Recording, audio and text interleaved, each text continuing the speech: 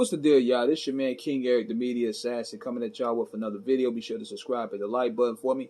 So, once again, Alan Hughes is on the headlines again. He's talking about Tupac. And this time, he claims that Snoop Dogg dimmed his light to let Tupac shine. Now, big shout out to hiphopdx.com. I'm going to read the article. It said, Snoop Dogg is next in line to have his career immortalized in film by Alan Hughes, who had a unique perspective on the rap veteran's relationship with Tupac. During an interview with Rap Radar podcast, the Menace to Society co-director said that Snoop selfishly took a back seat during his tenure on Death Row Records to let his label mate bask in the spotlight. Despite being one of the hip-hop biggest stars of all at the time, you got a guy that was the rock star of that era. Hughes said, in that same era, he's on trial for murder, and thank God he beats the case. And then you got a little window where Snoop dimmed his light for Tupac. He continued, I never understood that back then. I remember Snoop just dimming his light, let Tupac shine when Snoop was, the guy. Earlier this year, Hughes released Dear Mama, his record-breaking docuseries about Tupac and his mother, Afeni Shakur. The 51-year-old has since received a great deal of praise as well as criticism for his memory of the late rapper. Most recently, he shared a controversial remark about the West Coast Soldier while speaking to John Hillman on the recount, referring to Pop's gangster persona as an act. Tupac, on the other hand, while he came up in the inner city of the urban effed-up ghetto, is not a street kid. He's an artist and an activist. He's a performance arts kid, and he's delusional. He's just delusional in a positive way. You have to be delusional to be a great artist.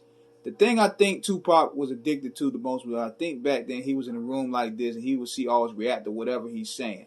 Especially her, pointing to a woman in the room. Any woman, if they're smiling, he goes to 10. You thought 10 was the level? He's at 50 now. And he's so charismatic he lost himself in the power to move a room. Okay. Then it goes on to say, I wanted to wait a long time to put this project together because I wanted to choose the right director, the perfect writer, and the greatest movie company I could partner with that could understand my legacy I'm trying to portray on screen and the memory that I'm trying to leave behind.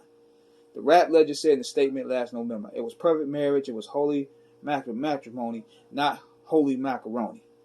Alan Hughes added, Snoop Dogg is one of the most internationally beloved figures in hip-hop. There's just something about his energy that brings people of all walks of life together. So, basically what this is all about, y'all, he's really letting his true feelings hang out about Tupac because, he still feels a sort of way about getting his ass beat. He going to hold on to that to this very day. But he figured he also tie in Snoop because this is great promo. This is great promo going on for the Snoop Dogg project that he's working on. Now, did he dim his light? He had no choice. Because let's be real. Nobody was working like Tupac at that time.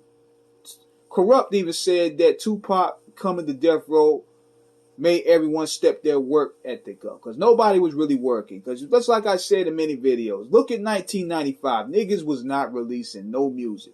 They were coasting off the success of 93, 94. The only album that came out that year was Dog Food from that label. Tupac came in. Now, however, he did benefit from having the best producers. All the producers that were supposed to work on the Dog Pound, Lady of Rage, and probably the Dog Father projects worked on Tupac's project, and they put all their eggs in the one basket, and the gamble paid off. But see, I think what caught Suge's eye was Pop was ready to work. Snoop had his trial to worry about, so therefore he couldn't really focus on working like that. Like, when a man is giving, when you think about facing 100 years, the last thing you're thinking about is music. So he couldn't really be primarily focused. Now, not to take away Snoop Dogg's stardom, because man, Snoop Dogg was a big deal from 93, 94. But 95, that's where Big and the East Coast started really taking back their momentum.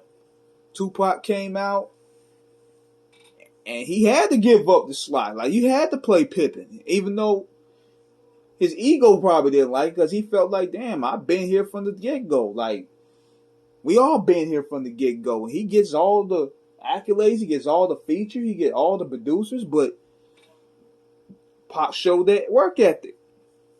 And they had to step up. So That's what that's all about to me, man. It was just about tying Tupac's name in, knowing it's going to cause some traction for the Snoop project. Well, let me know what you guys think in the comment. Did Snoop Dogg purposely dim dim his stardom for Tupac, or he had no choice? Let me know how.